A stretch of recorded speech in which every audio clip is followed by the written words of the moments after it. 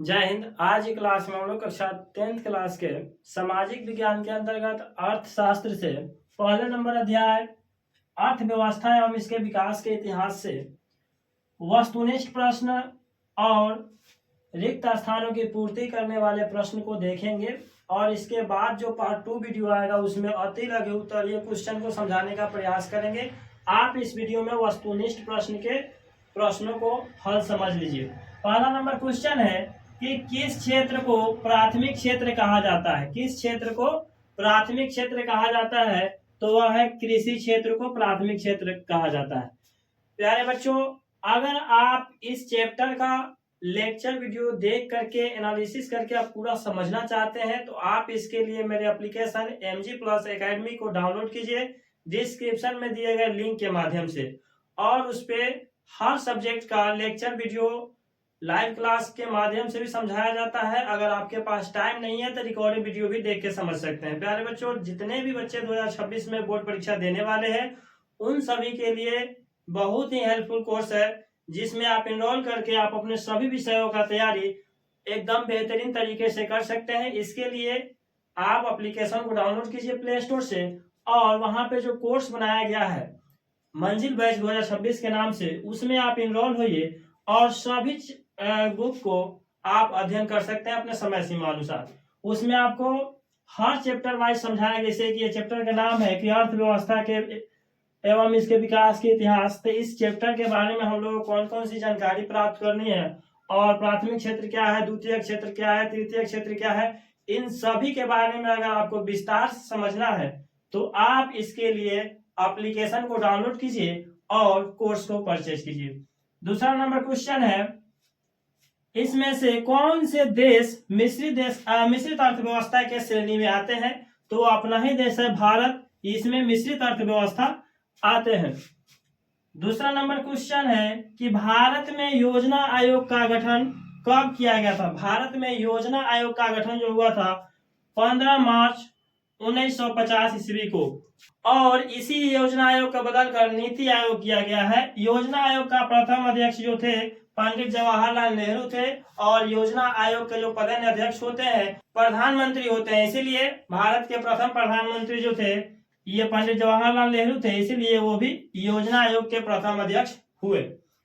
चौथा number question है कि जिस देश का राष्ट्रीय आय अधिक होता है, जिस देश का राष्ट्रीय आय नेशनल इनकम अधिक होगा वह देश क्या कहलाता है? तो वह विकसित देश कहलाता है। ठीक है, आगे क्वेश्चन है, इनमें से किसे पिछड़ा राज्य कहा जाता है? किस राज्य को पिछड़ा राज्य कहा जाता है?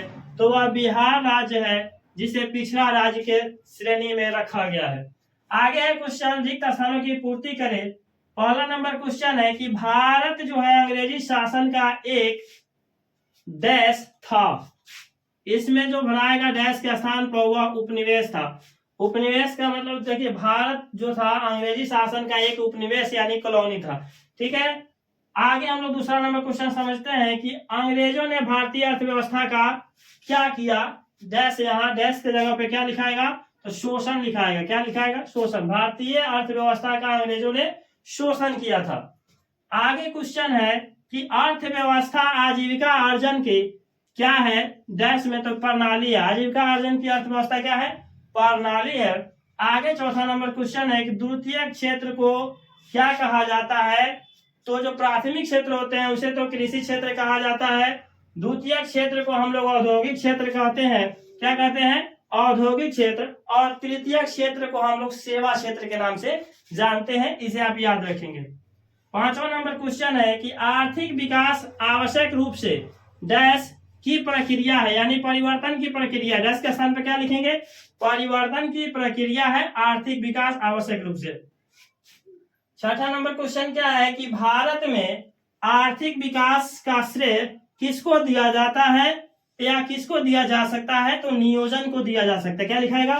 नियोजन को दिया जा सकता है भारत में आर्थिक विकास का श्रेय। सातवां नंबर क्वेश्चन है कि आर्थिक विकास की माप करने के लिए, आर्थिक विकास को मापने के लिए डैश को उचित सूचकांक माना जाता है। किसको? प्रति व्यक्ति आय को सबसे उचित सूचकांक माना जाता है आर्थिक विकास की माप के लिए। ठीक है, 8वां नंबर क्वेश्चन है कि साधनों के मामले में धनी होते हुए भी बिहार की स्थिति क्या है। साधन यहाँ पर्याप्त है लेकिन फिर भी यहाँ की स्थिति है दयनीय।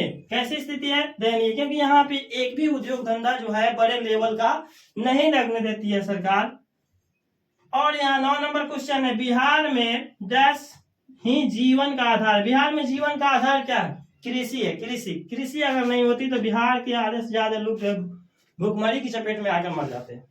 फिर भी यहाँ पे उत्तर बिहार जो है बाढ़ से तबाही आती है, जिसके कारण बहुत सारे जान माल की क्षति होती है, फसलों की बर्बादी होती है। तो उत्तर बिहार जो है हमारा बाढ़ से परेशान है, दक्षिण बिहार जो है सूखा से परेशान रहता है।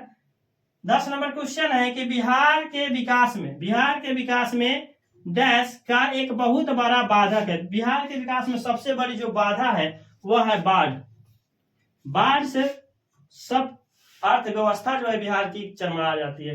प्यारे बच्चों, हमने जो आपके पहला नंबर अध्याय का इकोनॉमिक्स के अंतर्गत पहला नंबर अध्याय यानी अर्थव्यवस्था एवं इसके विकास के इतिहास से कुछ ऑब्जेक्टिव क्वेश्चन को भी देखे, फिर रिक्त स्थान के पूर्ति वाले क्वेश्चन को भी देखे।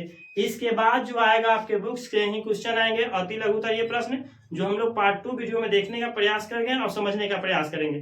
प्यारे बच्चों, अगर इसी तरह से सभी विषयों को समझकर अध्ययन करना चाहते हैं, सीखना चाहते हैं एक नए अंदाज में, तो आप इसके लिए मेरे एप्लीकेशन MG+ एकेडमी को डाउनलोड कीजिए और वहां पे जो कोर्स है उसे आप एनरोल कीजिए एडमिशन लेकर के और अपने पढ़ाई को जारी रखिए। प्यारे बच्चों, अगर आपको यह वीडियो अच्छी लगी है तो मेरे चैनल को सब्सक्राइब, वीडियो को लाइक तथा शेयर कीजिए, ताकि मेरे हर आने वाले वीडियो का नोटिफिकेशन आपके पास सफलतापूर्वक पहुंच सके। प्यारे बच्चों, एप्लीकेशन को डाउनलोड जरूर कीजिए। मिलते हैं किसी अगले वीडियो में, तब तक के लिए धन्यवाद। जय हिंद।